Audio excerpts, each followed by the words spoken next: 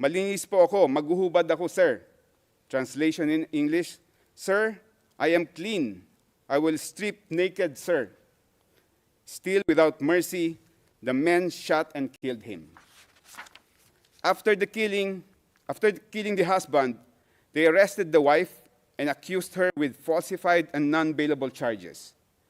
When the deceased mother and cousin went to the police station to find out what happened to the young man, because they were not in the scene of the crime when it happened, the two were also summarily arrested and charged with fabricated crimes. If the Honorable Chamber confirms the charges in this case, the witnesses and evidence will show that those who were smeared by Mr. Duterte before they were killed, they were inside their houses, sleeping peacefully with their families, eating meals with their loved ones, playing with their children, or hugging their wives. Others were merely walking along the street, having snacks at the roadside eatery, or plying the road, earning a poor man's living. They were all doing ordinary, peaceful, and plain human activities. Confirming the charges will restore the dignity of those who were killed and the honor of their families. The prejudice suffered by the families of those killed did not begin and end with the killings of their loved ones. Each killing set off a chain reaction that is continuously churning out a daily crucible of harm, damage, and loss. By masterminding the mass murder of mere suspects, Mr. Duterte has brought irreparable and endless harm to the families. An overwhelming majority of those killed were the sole breadwinners of poor families. These families were dependent on each day's wage for their daily sustenance. They were hand-to-mouth families. With the death of their breadwinners, the widowed spouses, a majority of whom are women, have had to take on the roles of two parents. On top of taking care of their children and maintaining the household, the widowed spouses now have the additional burden of being breadwinners for their families. Families have been driven to even far more serious destitution, Your Honors. The damage to the children is immeasurable. Their development and upbringing have been permanently compromised. They have been walking through life with one missing parental limb. Losing a parent under very dire economic conditions and under the most violent circumstances results in wounds that will never heal and that will absolutely render them handicapped for life. And then there's the indescribable anguish of parents who lost a child. No parent is supposed to outlive a child. Parents suffer a lifetime of grief when a child dies ahead of them. And the lifetime grief is unimaginably worse when a child dies under the most inhuman circumstances. The crimes masterminded by Mr. Duterte did not only affect individuals but whole communities. Across the Philippines, numerous urban communities of the most impoverished villages were scarred by the violence and abuses wrought by a lawless anti-drug campaign that further worsened the misery and trauma of residents in marginalized communities.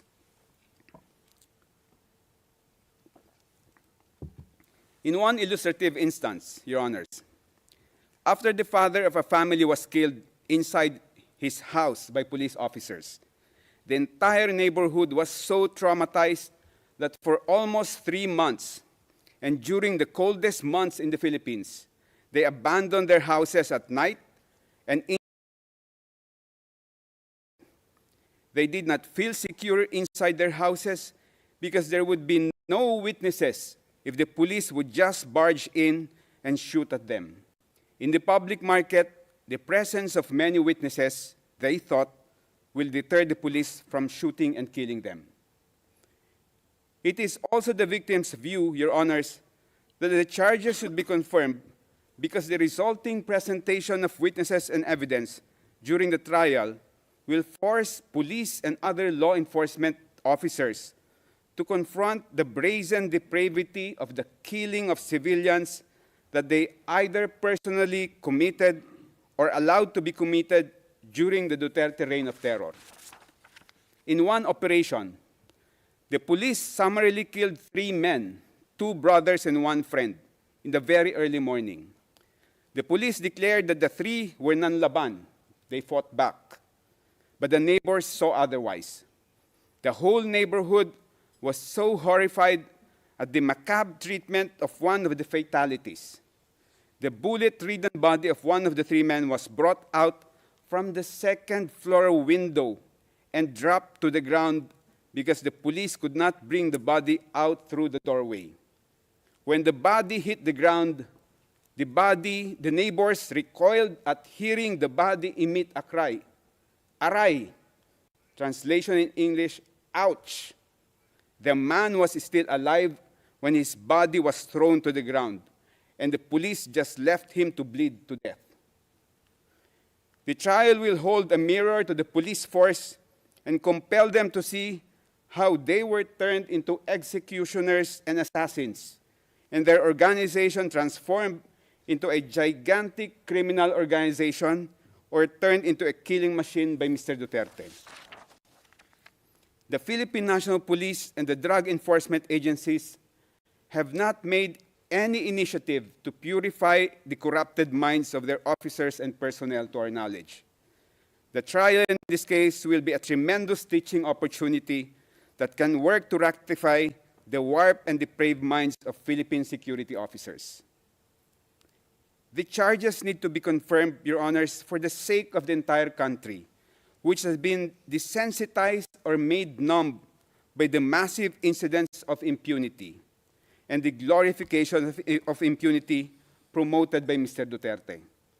The whole Philippines needs to know the real story during those bloody years. There has been no opportunity for the entire country to really find out the whole truth of what happened. It has been hush-hush, tidbits of sporadic news, and always drowned out by trolls who mass produce and broadcast false, fake, and fabricated news. The victims also attach a very important historical significance to this case. If the Chamber confirms the charges, the trial proceedings will produce a historical record of the most bloody period of post-war Philippine history, a duty that the Philippine justice system has refused to perform.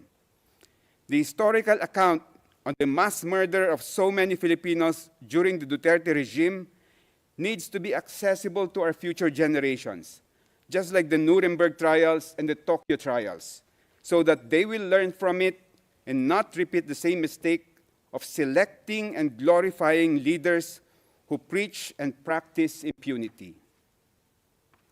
The prosecution has presented 78 instances of murder and attempted murder, clarifying that these incidents are only representatives of the extent of the crimes committed against thousands of civilians, Your Honors. The victims beseech the Honorable Chamber to remember that Mr. Duterte's bloody rule, both in Davao City and nationwide, resulted in as many as 30,000 victims of killings, more than 300,000 victims of arbitrary imprisonment, and unaccounted numbers of victims of torture, sexual assault, and other forms of crimes against humanity. For many families in the Philippines, the charges brought for confirmation in these proceedings represent only a fraction of the reality the victims have endured. The victims beseech the Honorable Chamber to remember the hundreds of thousands of victims are banking on vicarious justice from this case. Finally, Your Honors. Excuse me, Counsel, you have 5 minutes left. Thank you. Finally, Your Honors, the victims wish to humbly underline that what is ultimately at stake in these proceedings is the supreme of all forms of human rights, the right to life. The right to life is the very foundation of every civilized society. The ancestors of every nation fought against invaders, colonizers, despotic monarchs, and fascist leaders in order to secure the right to life of their families, their communities, and the future generations. The heroes of every country sacrificed their lives to defend the right to life of their people. We, as citizens of modern societies, are inheritors and beneficiaries of the sacrifices of our ancestors who bequeathed to us the right to life. We owe it to them to defend the supreme legacy for our generation and for the generations to come. For the past few years, Your Honors, we have seen an increasing number of nation leaders who time-traveled from the Dark Ages and now swagger in modern times as if they own people's lives. These brutal and cruel leaders must be held to account for their brazen disregard of humankind's right to life. Our ancestors fought in the battlefield to secure a right to life. In these modern times, the battleground for the fight to protect our right to life is within the four walls of this honorable court. May the God of life, the God of humanity, guide the honorable members of this chamber. Thank you, Your Honors. Merci beaucoup, Maître.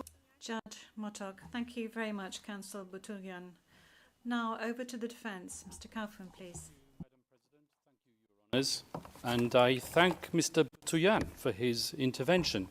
But I feel that I ought to remind him that this is a court of law which decides matters on the basis of evidence, not on the basis of political demagoguery, and not on the basis of a desire to effect regime change despite the democratic will. And certainly not on the basis of statements made by Ombudsman Jesus Crispin Remula, who professed that domestic justice will be denied, according to Mr. Boutourian, because of the lack of forensic reports and police reports.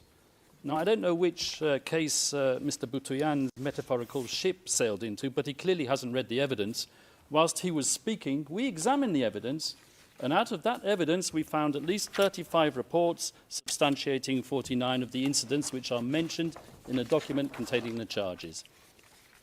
Your Honours, Rodrigo Duterte was and will always remain a unique phenomenon. His style of statesmanship was novel and unpalatable to many. His expletives and hyperbole grated, while his honesty and wild popularity irritated. He spoke openly, from the heart, sincerely and truthfully. And what a contrast between him and his successor in the Malacanang. For President Rudy, his word was his word, and the people knew it. For President Bong Bong, his word is for the wind, and the people will not forget it. Let me remind everyone of the letter which President Ferdinand Marcos Jr. signed, it's on the screen, and in which he gave a cast-iron undertaking that his government, and I quote, will not assist the ICC in any way, shape or form. Well, as we know, he failed to keep that promise. Rodrigo Duterte was unconstitutional and unceremoniously hauled off to The Hague. And when called upon to defend his master's actions and the said letter at a Senate committee hearing, the then Secretary for Justice, once again Mr. Jesus Crispin Remula, persisted with the same dishonest theme. And I quote his words, "We did not assist the ICC. We continue with the very tenor of the letter that we did not assist the ICC and we did not have any contact with them." So he said, but with a document emanating from the prosecution team opposite and disclosed to us a mere week ago, not as information material to the preparation of our defence, but as exonerating evidence, we can now substantiate what we have suspected for a long time. The document comprises a transcript of a telephone call covertly recorded between four parties who cannot be mentioned in public, and one of these parties was boasting about how he was acting as the silent partner of President BBM, managing a scheme to funnel witnesses to this court while all the time ensuring that he could guarantee President BBM's plausible deniability. So it is indeed the defence case that President Ferdinand Marcos Jr. set out to neutralise Rodrigo Duterte and his legacy. Yes, Mr. Deputy Prosecutor, I used that legendary word, neutralise, so central and so essential to your case theory, because you know just as well as me that I'm using the term metaphorically. And now I turn to the substance of the charges, but before I do, a word or two about the geopolitical context. The scourge of illegal narcotics is not unique to the Philippines. As we all know, it afflicts Latin America, where I can name 3 countries where the death rate at the hands of vigilantes and law enforcement agents per capita population is higher than it ever was under Duterte. And as you should know, and you will hear from the prosecution, at any rate, the Philippines as a country is uniquely positioned to act as a transit hub for the trafficking of narcotics emanating from the cartels in China. And with or without Duterte, so we argue, the death rate would have kept on rising. Indeed, as we will prove with statistics and reports, the death rate flowing from narcotics-related crime actually increased after Rodrigo Duterte left power. And where, I ask you, has the International Criminal Court been styled that Rodrigo did anything? The totally lawful Duterte campaign against illegal drugs and their suppliers took place when his administration was